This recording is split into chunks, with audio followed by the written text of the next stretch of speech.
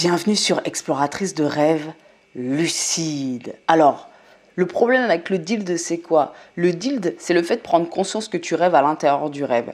Et ce qui se passe avec le DILD, c'est que vu que tu prends conscience que tu rêves à l'intérieur du rêve, ça veut dire que tu vas devoir faire un travail pendant la journée pour devenir lucide en rêve, ou avant de te coucher en tout cas. C'est pas comme le WILD où tu gardes ta lucidité en t'endormant. Le DILD, c'est ce qu'on vise la plupart du temps parce que de toute façon, la majorité de nos rêves lucides sont des DILD et il va y avoir donc tout un travail à faire en amont. Donc si c'est pas bien compris ce qu'il faut faire, si tu comprends pas bien le principe du DILD, si tu sais pas exactement où est-ce que tu vas et si tu pratiques pas forcément les bons outils, tu risques d'avoir des rêves lucides une fois de temps en temps de façon spontanée, mais tu vas pas avoir des rêves lucides très régulièrement. Et en fait, si tu veux, pour moi, la meilleure façon de dealer, ça reste de devenir plus lucide dans sa vie. Je t'explique. En fait, je te l'ai déjà dit 1000 fois. Dans ton rêve, le comportement que tu as dans ton rêve, c'est exactement le même comportement que tu vas avoir dans ta vie. Ça veut dire quoi? Ça veut dire que pour moi, dans le rêve lucide et dans ta vie, c'est les mêmes mécanismes sous-jacents. Ton comportement de l'état de veille, tu le ramènes jusque dans le rêve. Donc, si tu es quelqu'un qui remet jamais rien en cause dans ta réalité ordinaire, il se peut que tu fasses exactement la même chose dans le rêve et donc tu suives entre guillemets bêtement le scénario du rêve. Ce qui va se passer, c'est que tu vois, tu peux vraiment comparer le rêve lucide à ta vie. En gros, si tu veux, le scénario du rêve, c'est l'équivalent de ton histoire. Parce que tu vois, ton histoire, tu crois qu'elle t'appartient, mais en vérité, elle t'appartient pas vraiment parce que ton histoire, elle est faite de conditionnements, de croyances limitantes. Elle est faite...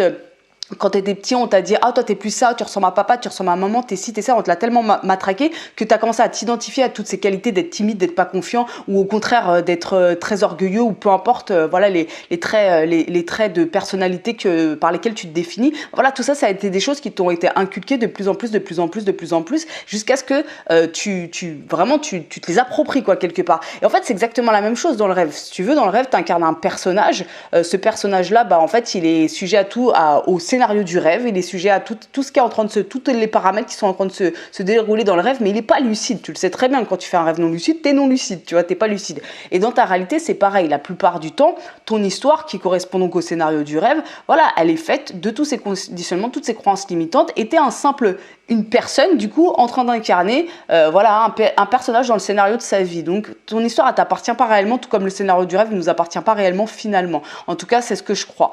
Donc, la meilleure façon de devenir lucide en rêve, ça va être de devenir plus lucide dans sa vie. Pour moi, un des meilleurs outils pour ça, c'est quoi? C'est la remise en question. C'est-à-dire quoi? C'est-à-dire que la remise en question, on en a déjà parlé plusieurs fois, quand tu te poses les bonnes questions pendant ta journée, à savoir est-ce que tu es dans le rêve ou est-ce que tu es dans la réalité? Est-ce que tu t'es bien réveillé ou est-ce que tu es en train de faire un faux réveil? Est-ce que tout te paraît normal autour de toi? C'est tout ce questionnement-là que tu vas amener avec toi dans le rêve, et dans le rêve, tu vas être amené à avoir le même type de questionnement et à tilter, on l'espère, que tu sois dans un rêve.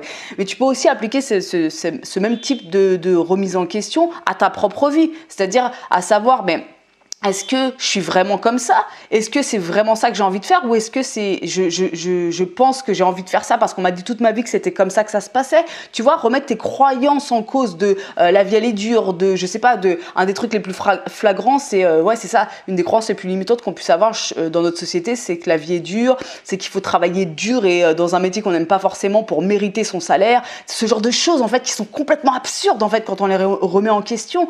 En fait tout ça, voilà, la remise en question, c'est vraiment ce qui va te permettre d'être plus lucide sur ta vie. Et donc, cette lucidité que tu vas gagner dans ta vie, c'est une lucidité que tu vas ramener en rêve.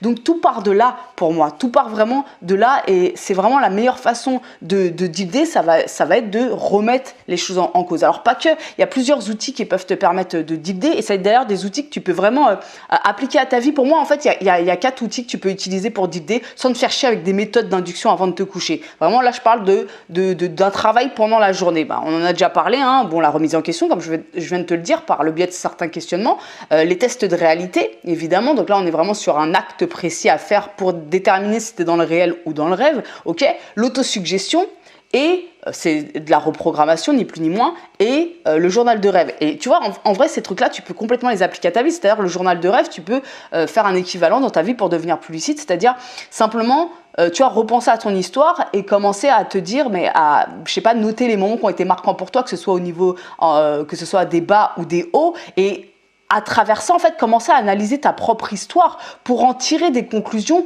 pour commencer à changer ton comportement dans le présent pour que ton futur soit pas une simple putain de reproduction de ton passé dans lequel t'as pas forcément été épanoui. Parce qu'en fait, il s'agit de ça. Si t'as été épanoui toute ta vie, bon bah pas de problème. Alors laisse le truc couler en fait. Hein. Le scénario est cool pour toi, l'histoire de ta vie est cool. Mais s'il y a des choses en fait qui n'ont pas été dans ton passé, si tu remets jamais les choses en cause, si tu fais jamais un pas de recul et tu vois, t'es pas là en train de comme un journal de rêve, comme quand t'analyses ton propre journal de rêve pour comprendre ton monde onirique. Si tu n'analyses pas ta propre histoire, comment tu veux, à un moment donné, faire d'autres actions pour te conduire à d'autres résultats? Tu vois, c'est tout ça, en fait. C'est des questions qui sont toutes connes, mais c'est des questions qu'on se pose pas forcément. La remise en question pour avoir une vie épanouissante ou pour rêver lucide, c'est juste essentiel, en vérité. Essentiel.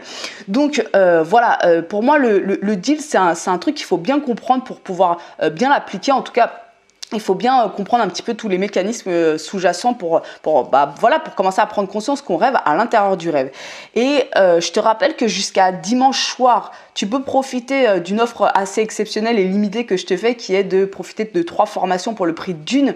Alors c'est un pack que j'ai créé pour l'été, tout simplement parce que l'été, comme je te le disais hier, si tu as suivi la vidéo, voilà, toutes nos habitudes elles sont un petit peu bouleversées. Pour moi, c'est le moment de pratiquer à fond le rêve lucide. Donc dans ce pack, je te propose mes 3 formations qui sont le plus vendues. Donc de toute façon, voilà, rien d'étonnant. C'est la formation qui traite du DILD, la formation qui traite du WILD et la formation qui traite de MILD, la méthode d'induction de Stéphane Laberge. Donc voilà, là c'est un pack 3 formations pour le prix d'une, donc ça vaut vraiment le coup, c'est jusqu'à dimanche soir seulement.